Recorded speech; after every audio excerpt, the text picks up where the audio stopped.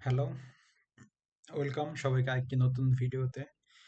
তো আমরা এই পর্যন্ত আসলে কি কি শিখলাম এই সেকেন্ড চ্যাপ্টারে। আমরা যদি প্রথম থেকে আসি, তাহলে আসলে মেইন এই চ্যাপ্টারটা লিনিয়ার ক্লাসিফায়ার অ্যান্ড এইচভিএম সম্পর্কিত আমরা শিখছি। তো আমরা দেখছি যে কেন আমাদের লিনিয়ার ক্লাসিফায়ার প্রয়োজন, এখানে একটা এক্সাম্পল দেওয়া হয়েছে। তারপরে আমরা শিখলাম যে লিনিয়ার ক্লাসিফায়ার আসলে কি, কেন এটি ইউজ করা হয়। তারপরে এনসিসি বা নিয়ারেস্ট সেন্ট্রয়েড ক্লাসিফায়ার কি কারণে ইউজ করা হয়। তারপর দেখলাম আমরা লিনিয়ার এনসিসি যে লিনিয়ার ক্লাসিফায়ার, এটা প্রমাণ এখানে দেখানো হয়েছে যে এনসিসি কেন একটি লিনিয়ার ক্লাসিফায়ার। তারপরে আমরা দেখলাম support vector machine. So hyper প্লেনের সাথে এসভিএম এর কি সম্পর্ক, কেন এটা দরকার, সেটা সে সম্পর্কে আমরা পড়াশোনা করছি। তো এরপরে আজকে আমরা শিখবো একটা ইন্টারেস্টিং জিনিস, যে হার্ড মেশিন এসভিএম।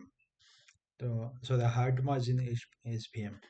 তো এটা আসলে কি বোঝাবে, কি মিন করে। আমরা যদি একটু রিক্যাপ করি, and our objective function maximize the margin, and each of the n constraints make sure that we classify data point xi correctly. মানে আমাদের গোল কি ছিল, আমাদের এসভিএম এর ক্ষেত্রে গোল ছিল আমাদের হচ্ছে মার্জিন যেটা ছিল গামা, আমরা জেনে আসছি যে গামাকে ওইটা ম্যাক্সিমাইজ করা। আর হচ্ছে আমাদের সবগুলো যে পয়েন্ট আছে, ডেটা পয়েন্ট থাকে, কালোটা কালো জায়গায় থাকবে, সাদাটা সাদা জায়গায় থাকবে, মাইনাস গুলো এক পাশে, প্লাস গুলো এক পাশে, এটা ছিল আমাদের main goal. So we managed to achieve the formalization that we wanted. So আমরা এই পর্যন্ত মানে এই দুইটা গোল আমরা ফিল আপ করতে পারছি আমাদের কাছে যে ইকুয়েশন গুলো আছে। We now state a few problems with the hard margin SPM. First, data points are not always linearly separable. So মানে আমাদের এখন হার্ড মার্জিন এসপিএম কেন লাগতেছে, যে কি দরকার আমার এটা। তো এটা হচ্ছে এই জিনিসটা মানে কেন লাগতেছে, যখন একটা উদাহরণ দেখবো তখন আর ক্লিয়ার বুঝা যাবে। যদি আমাদেরকে বলা হয় যে এই যে এই ছবি আঁকা আছে, এতে কথা কথা এই কালো গুলো যদি -1 হয়, সাদা গুলো +1 হয়, তাহলে আমি মার্জিনটা আসলে কিভাবে আঁকলে যে এই দুইটাকে আমরা আলাদা করতে পারবো, এরকম কি কিছু আছে যে আমরা আলাদা করতে পারবো? যদি আমরা এখানে মাইনাস দাগ, মানে এখানে একটা মাঝামাঝি একটা দাগ দিই, তাহলে আলাদা হবে? হবে না, কারণ মাইনাসটাও এক পাশে থাকবে, মানে এই কালোটাও এক পাশে আছে, সাদাটাও এক পাশে, দুইটা সেম দিকে আছে। আবার এরকম করে যদি ডাক দিই হরিজন্টালি, তাও আলাদা হবে না। তো এইসব ক্ষেত্রে হচ্ছে আমাদের হার্ড মার্জিন এসভিএমটা আসলে মানে এই দরকার হয়, বা এটা দরকার হয়। So first data points are not always linearly separable. So মানে ডেটা পয়েন্টস যে সবসময় আমাদের ক্ষেত্রে, যে আমরা যে আগের ছবি দেখে আসি যে এরকম লিনিয়ারলি সেপারেবল করা যাবে, এটা আসলে না, সবসময় এটা এরকম হবে না। মাঝে মাঝে এরকম এরকম ডেটা পয়েন্টও থাকতে পারে। So also outliers points can potentially corrupt the SPM. এই যে আউটলায়ার পয়েন্ট, এই যে যদি আমি এক্সাম্পলের মধ্যে আসি, সো মানে কিছু পয়েন্ট সবসময় থাকবে যেটা আপনাকে, যে সরি এই এক্সাম্পল, যে কিছু আপনাকে করাপ্ট করবে, মানে হচ্ছে আপনাকে লিনিয়ারলি সেপারেট করতে দিবে না। সো এইসব পয়েন্টের ক্ষেত্রে হচ্ছে আমাদের মানে একটা সলিউশন আমাদের দরকার। So to fix this issue, we take a closer look on this image. A first idea could be to allow some more freedom in the constraints. So আমাদের যে এটা ছিল, মানে আমাদের যে মেইন ফর্মুলা ছিল, আমরা জানতাম যে সবসময় গামা ডিস্টেন্স আমরা রাখবো। কিন্তু আমরা যে এই যে মার্জিনটা রাখছি, এখানে কি আমরা গামা ডিস্টেন্স রাখছি? রাখি নাই। গামা ডিস্টেন্স রাখি নাই কিভাবে বুঝলাম? কারণ হচ্ছে একটা আমরা সবসময় জেনে আসছে যে মার্জিনের ওই হাইপার প্লেনের চারপাশে একটা নির্দিষ্ট ডিস্টেন্স আমরা রাখি, মেনটেন করি গামা। কিন্তু এখানে কিন্তু এই ডিস্টেন্সটা নাই, এখানে আপনার একদম গা ঘেঁষে দুইটা পয়েন্ট আছে। সো এটাই আমরা বলছি যে we can allow some more freedom, মানে এখানে হচ্ছে আমরা একটু কি বলা যায়, একটু শিথিলতা দেখাইছি, বা কিছুটা মানে ইজি করে দিছে যে না, গামা স্পেস না রাখলে আমাদের মানে সমস্যা নাই ডেটা মেলানোর জন্য, বা ডেটা পয়েন্ট গুলো লিনিয়ারলি আলাদা করার জন্য। So not every data point needs to have a distance of gamma to the hyperplane. সব ডেটা পয়েন্টের জন্য যে আমার গামা ডিস্টেন্স মানে রাখতেই হবে এরকম কোনো কথা না। যদি এরকম সিনারিও হয়, তাহলে আমার গামা ডিস্টেন্স না রাখলেও কোনো সমস্যা নেই।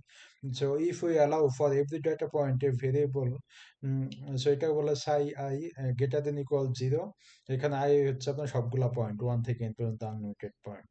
সো এটা বিষয়টা কি, বিষয়টা হচ্ছে যদি আমাদের মানে সাই আই যদি 0 হয়, বা কি বলা যায়, মানে আমরা একটা ই এখানে একটা আমাদের এখানে যে ভ্যালুটা ধরেছে সাই এর মান যদি 0 থেকে বড় হয় বা 0 হয়, তার মানে ওই ডেটা পয়েন্টটা হচ্ছে আপনার এইচ থেকে মানে গ্যামা মানে এই হাইপারপ্লেন থেকে কতটুকু দূরত্বে এই এতটুকু দূরত্বে ওই ডেটা পয়েন্টটা আছে। সো আমরা যদি একটু ডিটেলস দেখি, then we can formalise this by, এই কোয়েশনটা কিন্তু আমাদের আগের ইকুয়েশন, আমাদের আগের ইকুয়েশনটা ছিল এই পর্যন্ত, তাই না? এখান থেকে শুধুমাত্র মাইনাস এই যে যতটুকু আমরা কি বলে যতটুকু ইরর বলি আমরা, বা যতটুকু আমরা এই যে ফ্লেক্সিবিলিটি চাই, আমরা এখানে বললাম না মোর ফ্রিডম, যতটুকু ফ্রিডম আমরা চাই, যদি আমাদের ক্ষেত্রে এরকম হইতো যে আমরা মানে কথায় কথায় এরকম ছবিতে বা একটু নিচে উপরে যাই, হ্যাঁ, এই ছবিতে যদি আমরা 10 মিটার যদি চারপাশে খালি জায়গা রাখি, এখন যদি আমাদের ক্ষেত্রে দেখা গেলো কি যে না 10 মিটার খালি জায়গা রাখলে হচ্ছে না, কারণ একটা ডেটা পয়েন্ট একদম ভিতরে চলে আসে। তো ভিতরে যদি চলে আসে, তো ধরে যে 2 2 মিটার বা 3 মিটার ভিতরে আছে, তো 2 3 মিটার ভিতরে রাখার জন্য এই যে আমরা 10 মিটার থেকে আমরা 2 মিটার হচ্ছে আমরা মানে মার্জিনটা ন্যারো করার করবো, মানে মার্জিনটা মানে এই যে দেখেন এখানে যে মার্জিনটা একদম পুরো হয়ে গেছে, এই পয়েন্টের সাথে হাইপারপ্লেনটা একদম লেগে আছে, এই সুযোগটা বা এই ফ্লেক্সিবিলিটি আমরা দিতে চাই। সো আমরা যদি এখানে 10 মিটার যদি আমরা সব জায়গায় গামা মান নিয়ে রাখি, তো আমরা যেহেতু এখানে ফ্লেক্সিবিলিটি দিতেছি 2 3 মিটার পর্যন্ত, সো ওই পয়েন্টটা বা ওই মিটার পর্যন্ত আমরা বাদ দিব। তো এই বাদ দিলে আমরা এই মানে এই সমীকরণটা পাই। এই হচ্ছে বিষয়।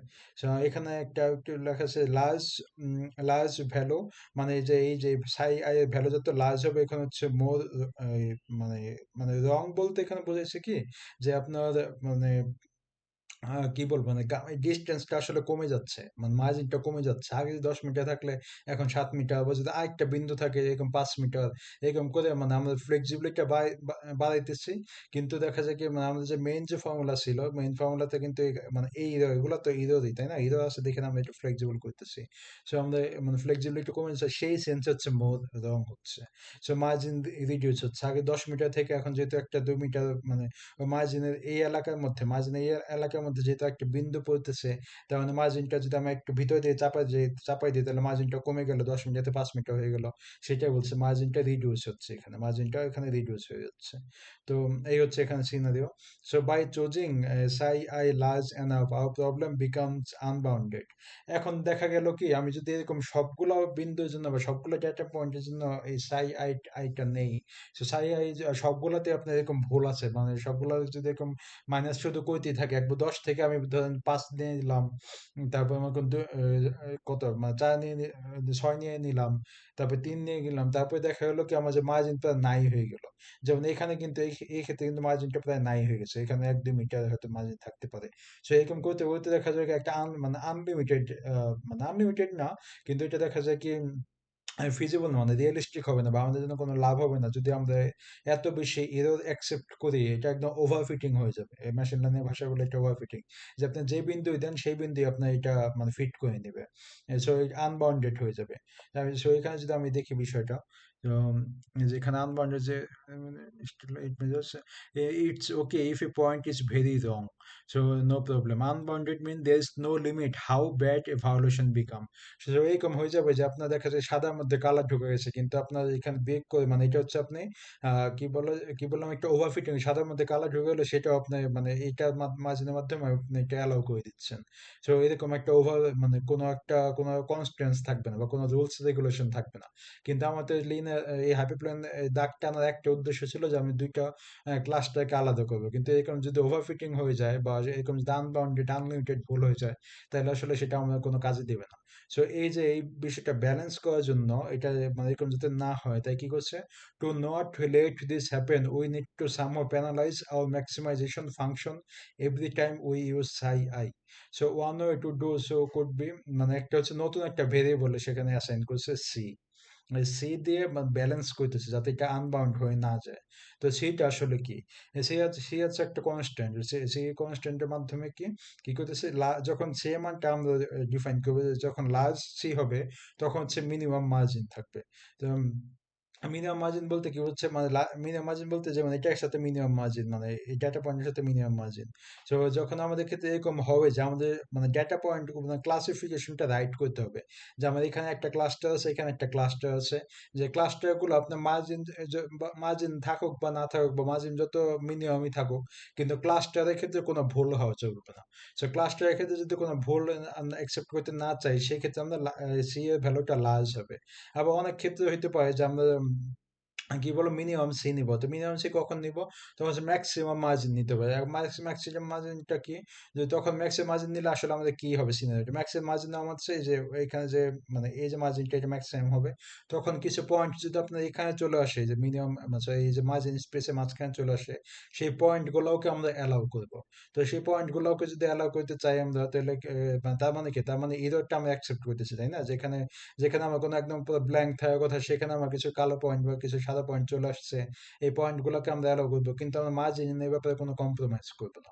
সো এটা আসলে ডিপেন্ড করে আমরা কোন কেস নিয়ে কাজ করতেছি, কোন ডেটা সেট নিয়ে কাজ করতেছি, বা আমাদের কি মার্জিন অ্যালাউ করা উচিত নাকি উচিত না, বা নাকি আমাদের ক্লাস্টারটা সবচেয়ে বেশি করেছে, যে মানে কোনটা সাদা কোনটা কালো, সেটা ডিফাইন করা আমাদের জন্য মোস্ট ইম্পর্টেন্ট। সেক্ষেত্রে আমরা হচ্ছে মানে ওই অনুসারে আমরা আমাদের সি এ ভ্যালু গুলোই করবো, মানে ডিফাইন করবো। আরেকটা জিনিস আমি অ্যাড করতে চাই, এই যে আমরা যে বেসিক যে সমীকরণটা শিখছি, এই ইকুয়েশনটা, এটা হচ্ছে হার্ড মার্জিন। সো হার্ড মার্জিনের ক্ষেত্রে আমাদের এই ফর্মুলাটা ইউজ করা হয়। তো আমরা এই যে লার্জ, কি বলা যায় যে যদি আমাদের ক্ষেত্রে লার্জ ডাব্লিউ, মানে ডাব্লিউ বলতে যেটা বোঝাচ্ছে নর্ম ভেক্টর, লার্জ এটা যদি হয় তাহলে আপনার স্মল মার্জিন হবে। আমাদের গোল হচ্ছে এই যে গামা মানটা লার্জ করা, তাহলে এটা হচ্ছে আমার 1 বাই নর্ম ডাব্লিউ, এই মানটা যে মানে কি বলে এরকম সিচুয়েশনের জন্য বা এরকম সমীকরণের জন্য গামা মান ম্যাক্সিমাম থাকে। সো আমাদের লার্জ ডাব্লিউ বা লার্জ নর্ম ডাব্লিউ ভ্যালুর জন্য আমরা সবসময় মানে স্মল মার্জিন পাবো, সেটা আমাদের খেয়াল রাখতে হবে। সো আমাদের গোল থাকতে হবে ডাব্লিউ মানটা যাতে সবসময় কম হয়, তাহলে আমরা গামা নাম্বার মানটা ম্যাক্সিমাম পাবো, গামা বলতে মার্জিনটা সবসময় ম্যাক্সিমাম পাবো। এটার সাথে রিলেটেড না, জাস্ট সামনে আসলো তাই বলে দিলাম।